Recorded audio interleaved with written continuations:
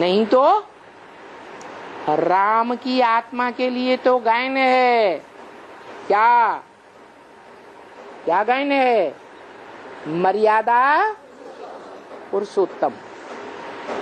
कैसी मर्यादा?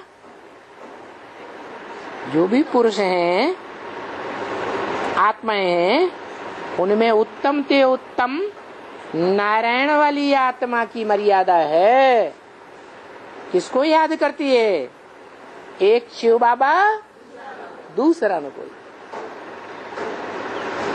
शिव बाबा वो नहीं जो साकार और निराकार का मेल। इसलिए मुरली में बोला, तेरी बुद्धि में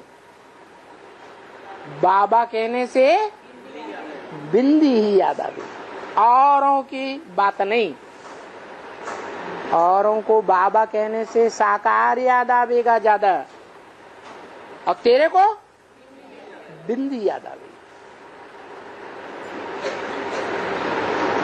तो बोला, बाबा ये बात तो पहले क्यों नहीं बताई कि त्रिमूर्ति में ये जो शिवलिंग है वो ही बाप का संपन्न रूप है। कौन से बाप का? बेहद के दो बाप है। आत्मा का बाप वो भी बेहद का, और मनुष्यों का बाप वो भी बेहद। तो कौन से बाप की बात है? मूर्ति के चित्र में तीनों मूर्तियों के ऊपर जो चौथी मूर्ति रखी हुई है शिवलिंग, वो किसकी यादगार है? संपन्न हुए बाप की यादगार। जिसका पुरुषार्थ संपन्न हो जाता है, वो संपन्न स्टेज में उसकी शरीर रूपी नैया भी संपन्न हो जाती है, और उसमें बैठाइया आत्मा भी संपन्न हो जाती है।